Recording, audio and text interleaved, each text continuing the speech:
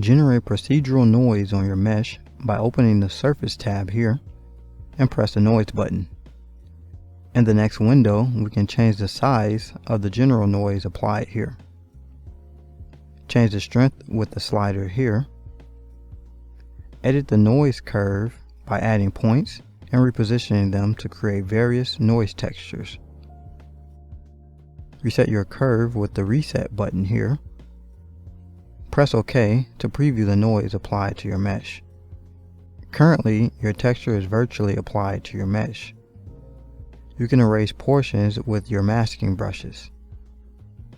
Clicking the Apply to Mesh button will apply your texture to your mesh.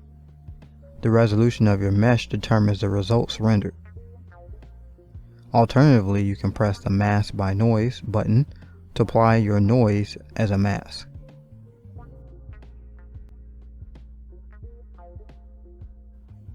Click the Lightbox NoiseMakers button to open the Noise tab within Lightbox and select from the noise presets. Double-click to preview the noise on your mesh.